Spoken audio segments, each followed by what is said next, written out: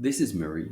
Marie is a sculptor and artist who works at a local medium sized museum of contemporary art.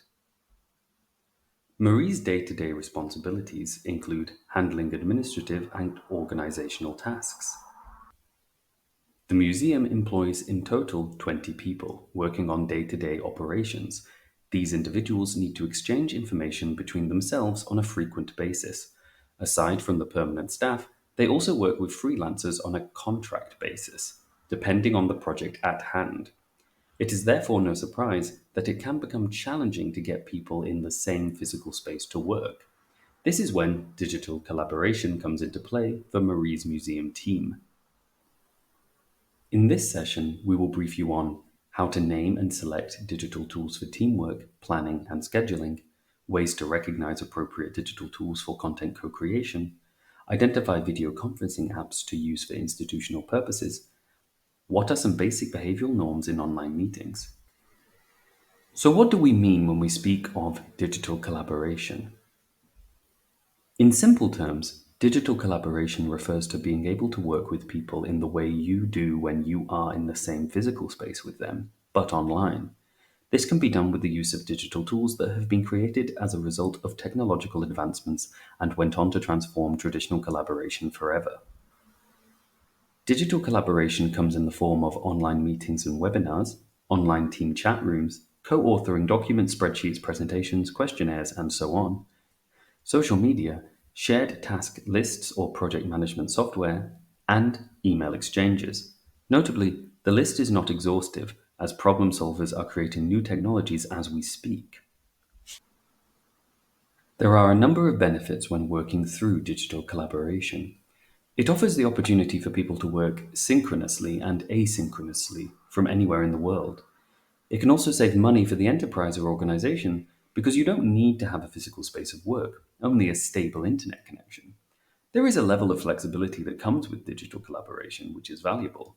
Each member in a team can adjust their work around their own needs and working style. However, it is good to keep in mind some of the shortcomings that online collaboration brings to working group dynamics also. Teams can get overwhelmed easily from the overflow of information across various platforms at the same time, so it's important to onboard people to new processes one step at a time. Another issue is that the lack of in person interaction can create feelings of alienation and isolation between teams and for individuals, so some sort of physical collaboration is greatly encouraged. Something else that is quite awkward at first is learning how to behave in a respectful and professional manner, for example, in email communications or video conferencing meetings. We will have a closer look at this at a later stage of this module. Keeping all this in mind, Marie needs to organize the social media and design team of the museum to hold a series of meetings for a concrete schedule of their work planning for the next month. In order for all the professionals to have a good level of communication, meetings need to be set up so that information can be shared and agreed on, and everyone can get on the same page on what their next steps are. How can Marie find the best time that suits everyone to meet? She can use a Doodle to find the best suitable time for people.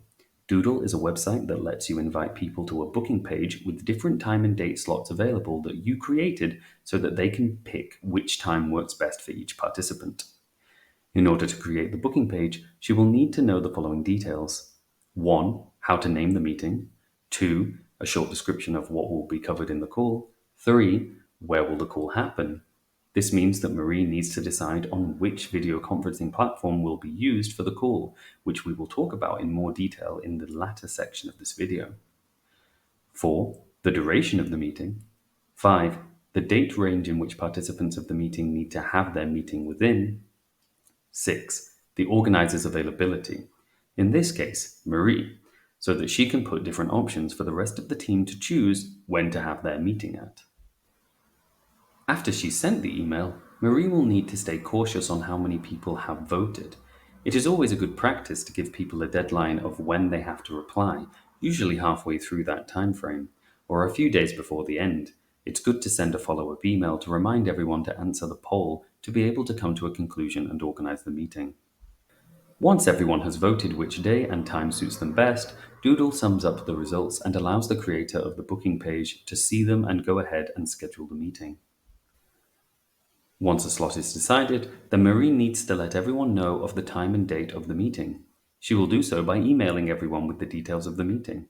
What can she do to ensure, though, that the participants will remember that they have to attend? Platforms like Microsoft Teams or Google Workspace are appropriate tools to unify the different activities that organizations do on their digital workspace. Concentrating all activities and digital resources into one space has many benefits. An example is the syncing of meetings with everyone's calendar in the organization, like in Marie's case right now. So if she creates a Google Calendar event and invites everyone from their respective team to participate, then they will get an email invitation and an invitation will show up on their Google Calendar. They will be able to use Google Meets, another Google Workspace resource, and even use Google Docs or Google Sheets in the meeting to kickstart their work together by co-authoring the work. That work will also be saved in the organization's cloud storage, in this case, Google Drive.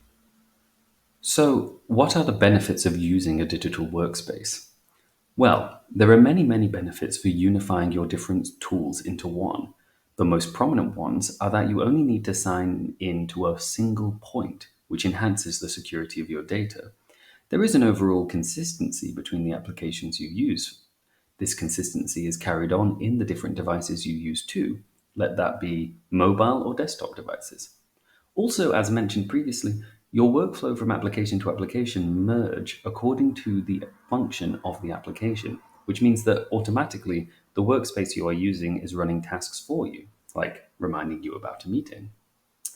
This makes employees more productive, more loyal to their organization, as they feel more integrated and, quite frankly, more engaged with the work. Okay, but what could be some things to look out for when using digital workspaces? What might be challenging is the access to people who are not signed up to the same workspace. For example, someone who has a Yahoo account instead of a Google one will have a hard time navigating from one app to the other because Google will not automatically remind them that they have a meeting. Another issue is that if an organization grows and more people are working in the workspace, the administrators of the space might have a hard time figuring out who has access to which level of sensitive information. Also, dependency on any individual system is never a good idea. If one day Google's system crashes, then that means that your organizational operations are at a halt too. And finally, the cost of buying more memory for your data, which is a never ending cost. All in all, you should strategically plan for digital collaboration to ensure it is effective. And remember, it takes time to get used to it. Thank you for watching this session.